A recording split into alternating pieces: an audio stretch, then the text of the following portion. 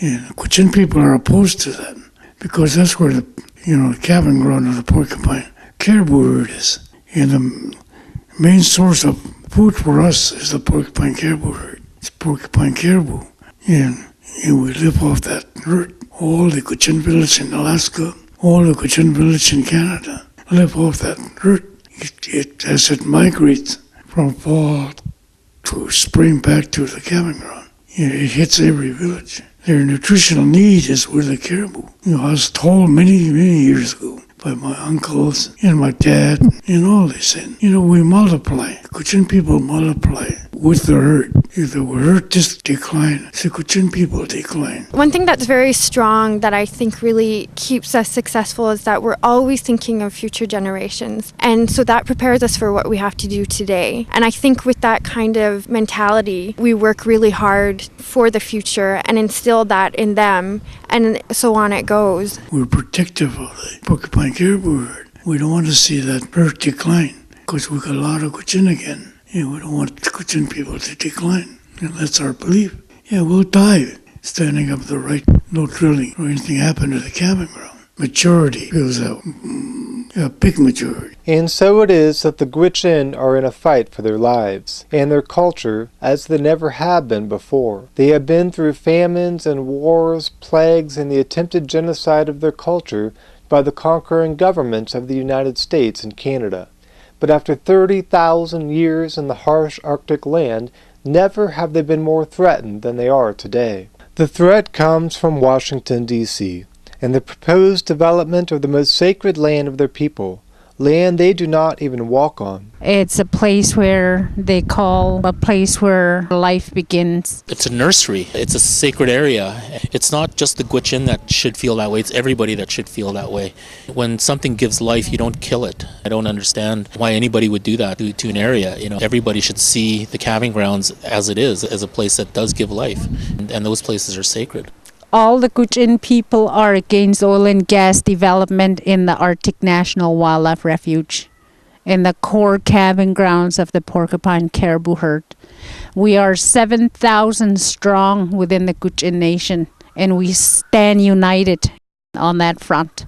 The survival of the caribou depend on the survival of the calves. That's really what keeps the herd strong. Once that's gone, then the herd just diminishes on a constant basis after that. And I think probably the worst thing that can happen right now is development. The herd is at a very critical stage in its development. It's at a point where the mortality rate is fairly high amongst calves and cows, and so we need to do everything we can to protect the herd.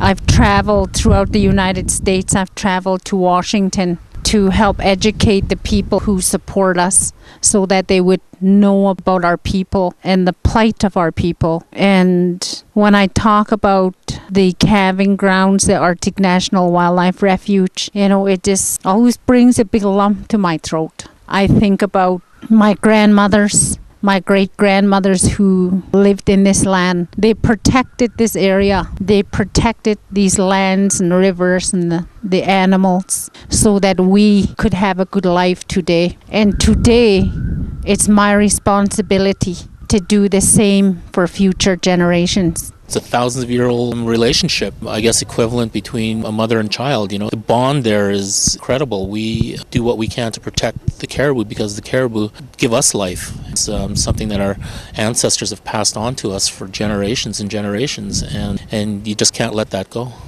I have a 3-year-old granddaughter.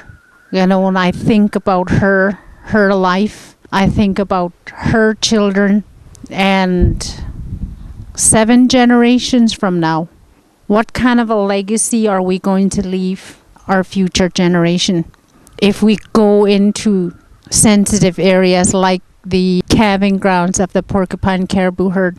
If they go in there and drill for oil and gas, that's going to destroy that herd. We've depended on that caribou herd for centuries, for thousands of years. And now, today, we're up against the biggest battle of our life, and that's trying to save the very life of the Gwich'in people. Our culture, our tradition depends solely on the herd. And, we continue to go to the United States. We continue to travel to Washington to ask people for their help so that we don't have to repeat history.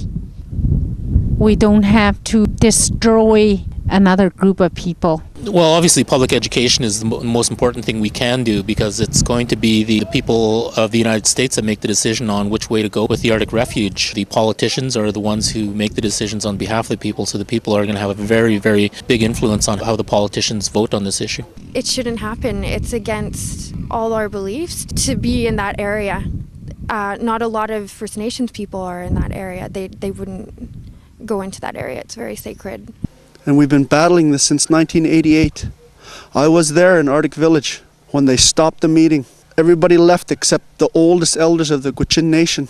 They convened for about 5 hours, and then they called everybody back in. And the eldest lady, she walked around and she said, you, and you. You're going to lead this fight. And you're going to lead this fight for the caribou and for our existence. Do whatever you have to do without harming anybody. You talk and you do things in a good way and try to succeed that way. And since then, we've won lots of little battles. We have our values, we have our traditions, and we hold on to that with everything that we have. And yet a decision is going to be made in Washington, and it's going to affect our lives and the lives of our great-great-grandchildren. And we need help. We've got another battle to face, and we're hoping to win that battle with the ultimate goal of giving the calving grounds permanent protection. And then the Gwich'in people can take a breath and worry about other things. Our language has taken a hit over these years because all of our resources has gone to protecting the caribou. So we need to strengthen that again in our families. We need to get out and replenish ourselves on the land more and refurbish our culture. And it's very difficult to do that unless the most important thing to us is protected, which is the caribou. They're going to be coming here soon to this land again. The village is going to get excited. The men are going to prepare themselves. The women are going to prepare their ground caches. The children are going to get excited because they're going to come along on the hunt. And it gets us ready for the winter time. All the pregnant ladies are going to be excited because they're going to have that caribou blood flowing through them so that the unborn can grow and be strong. That's how important it is. That's how important it is to us. That's who we are. We're Caribou people. We have to do it. It's all part and parcel of what needs to be done to protect the herd. We've gone through a lot of hardships in our time, and this is just another hardship that we have to go through. People have left their homes, their families for weeks and months on end to travel in the United States into large American cities, and sometimes not the safest conditions either. The overall goal, I think, is much more important than their own personal health and safety at times, and they've demonstrated that time after time for the last 15 or 20 years. Indigenous societies around the world many of them have been extinguished because of the consumption of natural resources in their area. Many of them are gone. Many of the cultures are gone. We don't want to ever read in books 20 years from now that Gwich'in people existed up here in the north. They had a strong and vibrant culture.